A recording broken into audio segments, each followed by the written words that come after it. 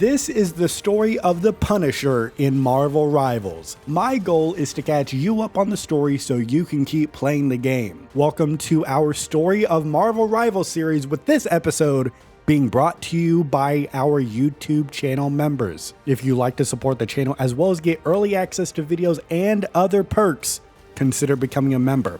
Also, if you're interested in the Marvel movies and streaming series, check out the Council of the Multiverse podcast, where we review and rank the MCU, as well as discuss the latest news, rumors, trailers, and more. The Council of the Multiverse is available on Spotify, Apple Podcasts, Amazon Music, and on YouTube. With that, I welcome you to Chapter 1, Initiation Ceremony. The story begins where all stories should, in the year 2099, and it presents a world transformed by corporate powerhouses like Stark Fujikawa and Alchemax, with law enforcement handled by the public eye, a ruthless security force maintaining the illusion of a perfect, ideal society.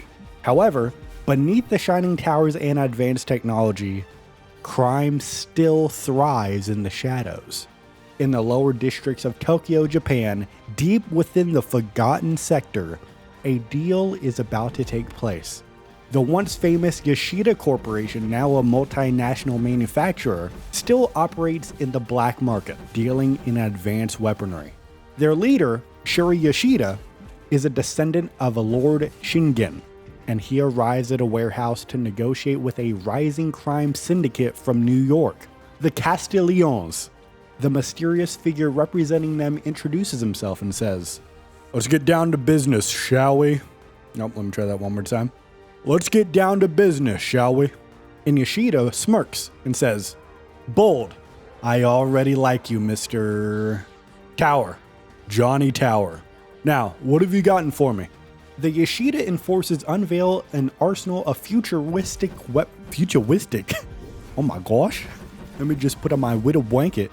The Yashida enforcers unveil an arsenal of futuristic weapons, including plasma cannons, EMP grenades, and vibro knives, deadly tools that are meant for war. The deal appears straightforward, until Tower stares at the table in silence, before declaring he will take everything. Yashida, taken aback by this, retorts and says, "Surely, a young syndicate such as yours cannot yet afford," and then Tower cuts him off. "Didn't say I would pay for him. Said I'd take him." Yashida, incensed by the insult, reaches for his family heirloom sword, once wielded by the Silver Samurai. Confident in his skills, he challenged Johnny Tower, only for Tower to shoot him dead in a single motion. Before the stunned Yashida soldiers can react, Tower guns him down mercilessly. Let me try that one more time. Before the stunned Yashida soldiers can react, Tower guns them down mercilessly. Yet, despite unleashing a storm of bullets, the enforcers quickly realize that something is wrong. Tower rises from the ground unscathed, the bullets having done nothing. As his coat shifts, something catches the light beneath his tattered clothing. A white skull emblem on his bulletproof vest. Johnny Tower isn't just some syndicate leader. This man is Frank Castle. This man is the Punisher. And then there's a voice coming from above saying, "That's enough. Let them go." Frank Castle turns to see a woman perched above, ready to strike. He snarls at her, "Not a chance, doll." The woman leaps down, landing before him.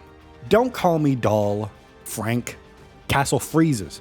No one has called him that name in decades. He examines her closely, and when he recognizes her, he is just as shocked as the Yashida had been to see him. "What's the matter, Castle? You look like you've seen a ghost." Frank Castle grits his teeth as he says, "Natasha fucking Romanoff."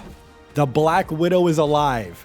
Despite being presumed dead for over 100 years, Natasha Romanoff has survived into 2099. But Frank Castle isn't the only one she's been tracking. She tells him that she's been on the run after uncovering something at Alchemax. Something that changes everything. And Castle scoffs and says, "So naturally you couldn't resist sticking your pretty little head into their business, huh?" But Natasha doesn't flinch. What I found there, it could change everything. Castle, very impatient now, says, "Well, what was it?" Not what. Who? No more games, woman.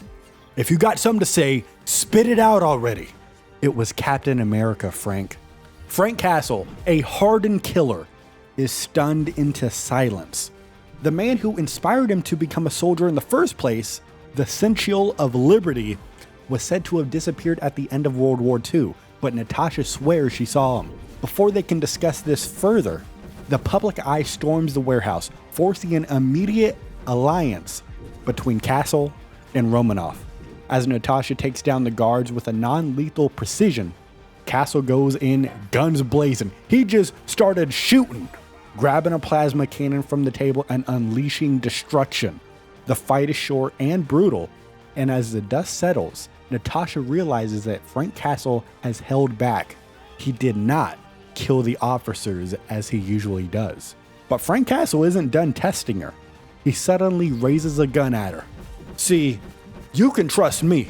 The problem is, I'm not sure if I can trust you." He grabs her wrist and forces her hand open. There in her palm is a tracking device, still broadcasting a locator signal. "Unless you wanted them to find us." Natasha admits she wanted to make sure Frank Castle had her back. Natasha admits she had to make sure Frank Castle had her back, though she realizes the move could have cost her his trust. Castle lowers his weapon, realizing that trust is something neither of them had much of. So now he understands why she did what she did. And he says, "If we want to find Steve Rogers, if we want to stop the public eye, to beat Dr. Doom, I'm starting to realize trust is something we're going to need. Must be getting soft in my old age." As they step out into the Tokyo night, Castle asks if Natasha had any leads on Captain America, and she looks up at the sky and says, "Just one, and I've got a feeling you're not going to believe it." And that, my rivals, is the end of Chapter 1. And this, I believe, is a great story. We finally got caught up with Black Widow. We haven't known where Black Widow is if you're watching these videos in release order, in which I should make the announcement right now if I haven't already. There is now a playlist on the channel where we have all of the videos of the stories we've covered. I've placed them in timeline order, so in chronological order, you could go and watch the videos. But if you're watching this in release order, we covered the Wolverine story. That's our third story that we covered. So it's been a while since we've gotten an answer to where Black Widow is. She's teaming up with the Punisher now, who's also living in 2099. Absolutely insane stuff. They're going to war with the Public Eye, Yashida Corps. Things are just getting crazy. Very interesting stuff. We got Dr. Doom mentioned. Punisher knows about Dr. Doom. So now they're going to try to look for Captain America. Very good stuff. But let me know what you think of the story. Go down in the comments and let me know. And while you're down there, of course, make sure you leave a like. It helps it get out to more people. It helps grow the channel. It pushes the video out if you leave a like and a comment. I would very much appreciate that. If you want to support further, YouTube channel memberships are available. You get a badge next to your name. You get some cool emotes. You get early access to videos like this one. And you just support the channel. We also have super thanks available as well. But with all that said, I thank you for watching. But you have to remember, even though I thank you for watching, you and I, we are rivals till the end. And it does not matter if you go by another name and then you act like a badass and then you're revealed to be someone else. And it's a big surprise and then gets me excited. I will never forget that.